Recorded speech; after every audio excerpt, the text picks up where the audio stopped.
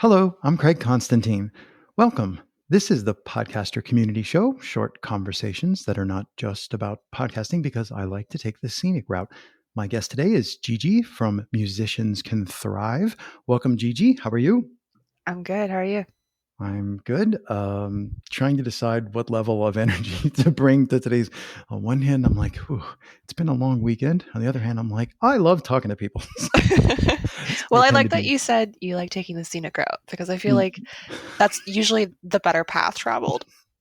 Actually, that's a warning. That Craig is a squirrel. You get distracted easily. The other, as with any conversation that you have, whether or not one is recording podcast, there's so many directions to go in, right? So I often find that there's great weight to picking the first thread, and I really think the idea of opportunities is where I want to start today. And I heard in your most recent episode, and I always do this. How many episodes are you on? What number are you on? Roughly, if you don't know exactly. Oh, you're asking me.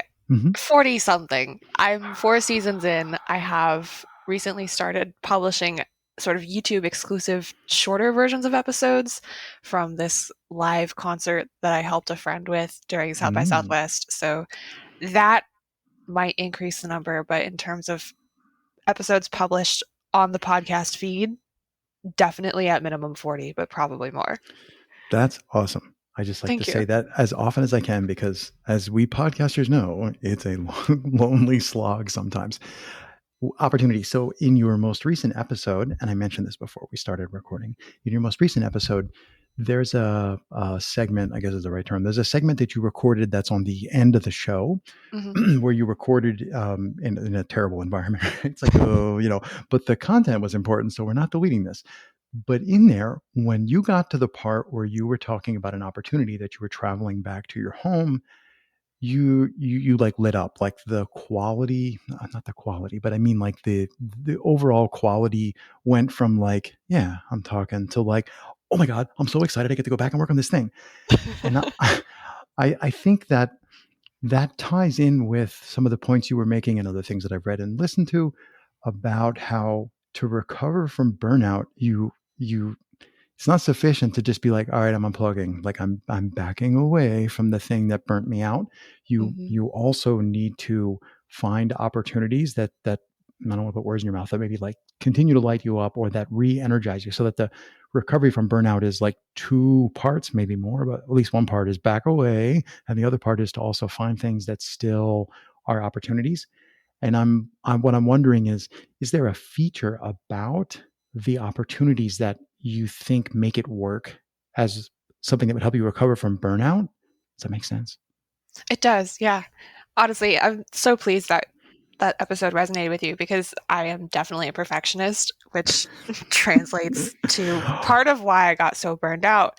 Um, and so that segment you're referring to, I literally recorded it in the Denver airport. It has the worst audio quality Oh I've yeah, ever it's bad. published anywhere. And I sat on it for about 2, maybe 3 weeks, debating, okay, I'm talking about something important here, and I don't think I can have that same recording happen twice. Yep. So am I okay with releasing this subpar audio quality?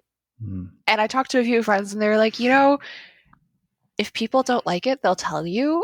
But if they like it, it doesn't really matter how perfect your audio quality is. So Right. I decided to say screw it and hit publish and ship the work. And honestly, that episode I've gotten more positive feedback from than any I've released in the past 12 months. So Mm. that was a good learning experience for my perfectionist brain. But particularly with opportunities and burnout, I feel like podcasting particularly presents this wonderful space where people can have conversations and they can have conversations at a length that brings out space for nuance. Because in this world that we live in, particularly for younger generations, there's so much, for context, I'm 25 years old. There is so much pressure to be constantly on and available Yeah, and present. publishing. And particularly if you are an artist or a creator, the sort of perspective is, well, you have these free platforms that you can publish on and that you can build audiences on. So you should be consistent. Mm. and publishing and creating. And what we neglect to prioritize in the midst of that is when you are creating something from nothing, there is a certain amount of spaciousness in your mind, in your emotions, in your physical, mental space. You need to have that kind of openness, that emptiness, in order for ideation to occur. And if you're constantly interrupted with all this anxiety and stress and pressure of publish daily, 3 times a day, weekly, Yes, the whatever the best barrage, practice right? is, it's ridiculous. Um, so that's just a long way of saying that I got really burned out from podcasting because you build momentum towards something and eventually it starts to self sustain that momentum where it's the next interview, the next episode, the Mm. next whatever that you have to publish. And you're basically on this hamster wheel of, oh my God, I have to do this. I'm accountable to people or even just yourself. Like, I'm the Yeah, we worst at setting imagine. deadlines. I So set too many. the question I have is about momentum. Like, first of all, yes, I agree. Amen. Once more, louder for those in the back. I totally agree with everything you're saying. I'm Thank you. wondering about I'm going to call it the delusion of momentum because I'm thinking you're going to agree with my train of thought when I unpack it. I think that the delusion of momentum is like the reef that I basically smashed the ship on of my own podcasting journey. And I thought that I don't want to like be too specific about it has to be every week or every 2 weeks or once a month. But I when I first started podcasting, it was just like, yeah, whenever we pushed the publish button, whenever they were ready to go. And then I wanted to do more conversations. And I thought that it was important that I build this momentum of publishing the work. So I got, and I had like a particular team member whose job it was when they came out. You're like, your job literally is to get us on a schedule. I don't care what it is, just like get us on a schedule. And it changed how we worked and how we did things. And now when I look back, I think, wait, the actual thing that drew me in, and I said it intentionally, is I wanted to have more conversations. I didn't actually want to publish more podcasts or Mm. have them appear on particular days of the week. Nobody cares that like episode 7 came out on a Wednesday They in really 2018. don't. Only the algorithm cares. It's the only thing Well, keeping track of it. yes. So I think that figuring out maybe the question I have is for the people listening, I'm listening, people listening who are susceptible to burnout, how do we use momentum like it's a double-edged sword. I want to use momentum for the good that it gives me as a podcaster so I can do the work so that I can keep doing the work. But how do I not let the urge to be like a slave to the momentum or the urge to Mm-hmm. like focus on the momentum be a negative? Like, is there a way that we can tease that apart? I think it comes with a lot of self reflection. And so, I mentioned earlier that part of what I love most about podcasts is we have opportunities to have conversations with more context, more nuance, because they are longer form. They kind of forcibly pull us out of that fast paced sort of social media mania where it's like we're going to publish every day or every 4 hours, whatever the pacing is for some Right. best practice out there. If you step away from that, it slows down the pace of the conversation. It increases the capacity for reflection and even just internalization of, oh, someone said this thing or they shared this perspective with me, and here's how it's helpful. And Mm. so when I'm 4 seasons into my podcast, between season 3 and season 4, I took a break of about 12 months. And I spent a lot of that time beating myself up for that break because I had this idea in my head of if I don't feed the momentum, it's going to stall out. And what was interesting is actually I didn't lose any audience. I It was going to just say, didn't anybody persisted. even notice that you It stopped? it I was like, persisted. And what was also interesting is I had time to go back into the existing catalog that I had and with new people who'd never heard those existing episodes before, share it with them for the first time. mm, So that's one side of it. But then another piece is I've found that I have a pretty workaholic nature, so I've consistently been trying to teach myself how to rest and how to What? not work and how to not get burned out. And for so long, this just initial round of information that I could find about, how to recover, how to take care of yourself, whatever, I was always focused on rest. It was always focused on, catch up on your sleep Yeah, and, they're like low-hanging don't fruit. do anything. But the thing that I had to, especially as an introvert, that I had to realize was actually there's a point where I'm having too much time by myself and I'm just me, myself, and I in my house wrestling with my demons saying, you should be working right now. You should be Mhm. creating right now. What the hell are you doing? Why are you sitting on the couch? And the fact is, I needed that time to do nothing to sort of have that spaciousness to ideate again Mm. and to start writing the songs that I'd been pushing to the side, or to even sit back and reflect on all the like podcast interview conversations I'd had and go, actually, that person 2 seasons ago had a really good point, and I don't think I sat with it enough. So there's that rest component, but also there's the pushing yourself to start doing something again without doing the same thing that burned you out in the first place. So, for a concrete example, instead of doing podcasting, I just started going to shows more and starting to get to know the people I'd interviewed face to face. And that Right, was 'cause you one baby step, and it was critical. make a number of good points. I think that I'm going to say wrestling with my misconceptions about momentum or wrestling with my idea of what people wanted. And like for me, the idea that people want something in particular from me for any of my shows, I think that's a mistake. I don't think people want Mm-hmm. anything in particular from me. They don't even remember, like, Craig who, like, not even on their radar. Every once in a while maybe an episode pops up in their podcast player and they go, oh right, I haven't heard one of those in ages, and they press play, or they stick it in the list of things to play later.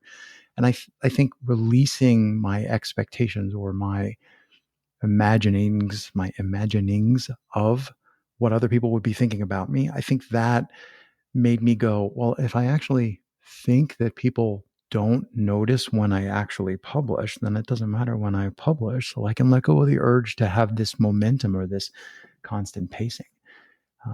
And I think when people first, I've seen a lot of people start podcasting. I call it the Sofa to 5K podcast group. Like, what's podcasting to like shipping their episodes? And in the very beginning, yes, it might be wise to say one needs a cadence so that you actually do all the steps and get over the fear. But I don't think that's necessary once you've gotten enough episodes, and a lot of people, their first episode is enough. They don't need to really be told you must do the work. They're it's like, yes, I'm doing the work. That's not the problem. The problem I have is, how do I not focus on the wrong things? I guess, how do I not focus on the work for the sake of moving the odometer or advancing the episode count or something? Mm-hmm. I think that's one of the things that has actually evolved out of the changes in podcast platforms and how people use them. Because so I first got into podcasting probably, let's say 2014, but really seriously 2015.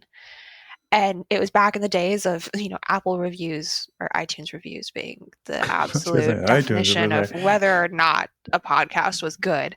And then also people were really focused on getting the highest number of possible episode downloads, not plays, mm-hmm.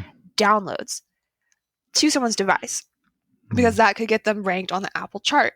And it actually has nothing to do with how much your content resonates with your audience. Absolutely right. nothing. And with the popularity of Spotify as a podcast platform, because it's not specific to Apple devices, well, then that metric becomes pretty much obsolete, because I'm not downloading anything on Spotify unless I'm going on a Yep. road trip and I know that I'm going to be out of service range. Mm-hmm. So that was the first sort of hurdle that I had to reckon with and realize, oh, actually, the number of episodes published doesn't carry as much weight if I'm not focused on that downloads metric. And two, the timing of when I'm publishing, literally no one is paying attention. Maybe if you get to the point where you have an audience that has been following you for, let's say, 10 years, and you've trained them to expect that every Wednesday you're going to release a new Right. episode, there'll be some percentage of them who are going to check on a Wednesday morning and be like, okay, I'm ready to start my day with Craig. But that's the tall, like they know the tall head versus the long tail. That's the tall head example of the shows that are huge. Those are the ones that prove the Exactly. rules that we're talking about, which is like it doesn't matter that So the thing that I spent 12 months wrestling with between when I ended season 3 and when I resumed season 4 roughly in April of this year was, it's up to you. It's up to the creator and their life and the seasons within that life and the seasons within the years that make up that life that determine the pacing of your content creation and publishing. Because you're going to know what's best. You're going to know what's sustainable for you and your life. And at some point, we're not any good to our audience if we're burned out and cranky and exhausted. Yes, there's. I feel like also part of what I'm going to say part of what suckered me into feeling like the publishing itself was the important part. And I'm talking specifically about podcasting, but I've also got the same Mhm. problem in blogging too. But I think what It's drew a me in consistent was problem. what what drew me in was this idea that like almost that there's a scarcity, right? Like, but there's no scarcity of bits. We can publish all the things, and we're not going to run out of space or time on the, in the storage mediums and everything.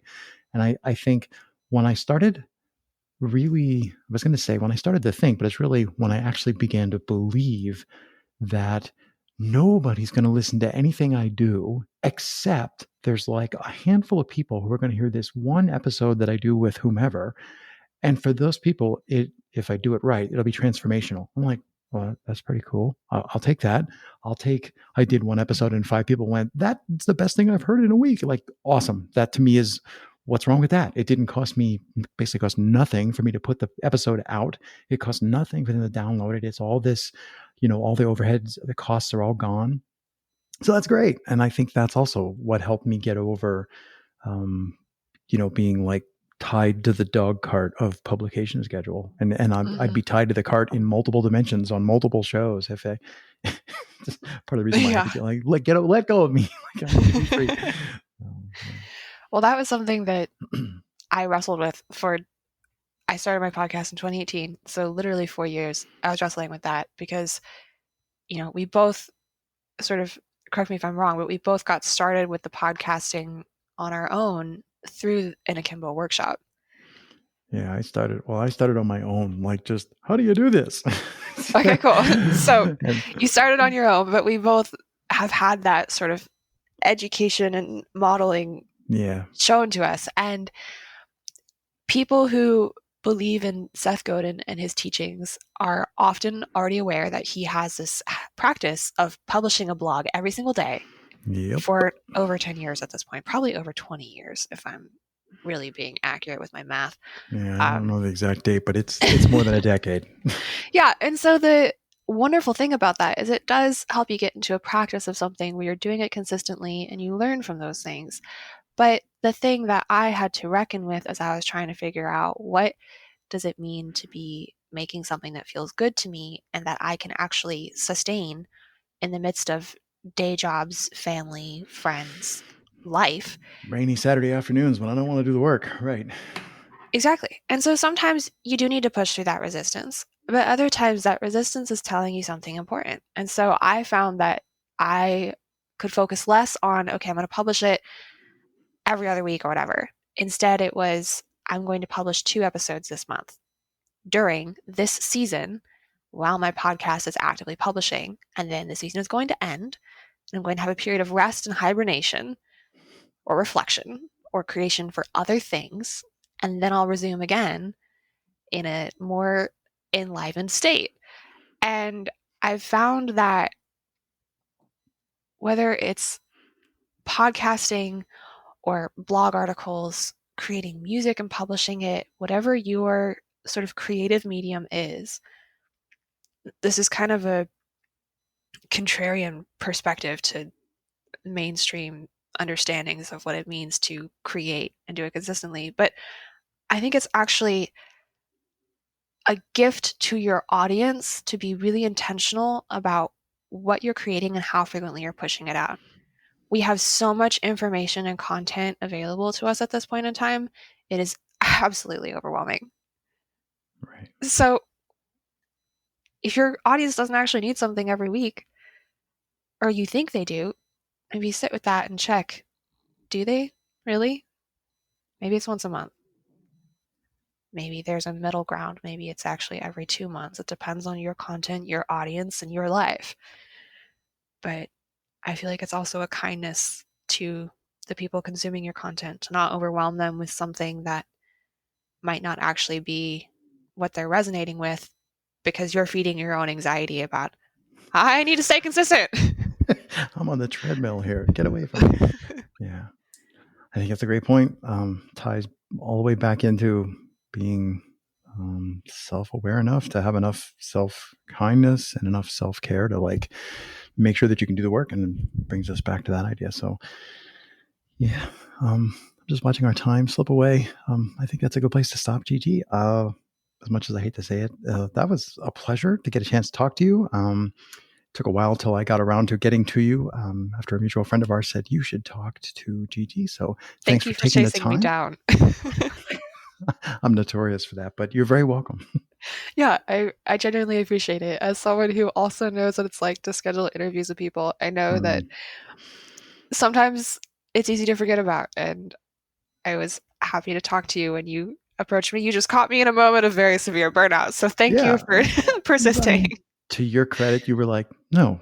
I really like when people say no, because it's like, I know exactly what you mean. Like, just tell me to go away. And you were like, how about if you come back? And I was like, all right. So we just take a pause. I don't mind. I always say to people, I don't mind waiting for schedules to align, because I find that things often come out really good when everybody is in the right space, the right headspace. But anyway, Absolutely. cool. It was a pleasure. Thanks so much.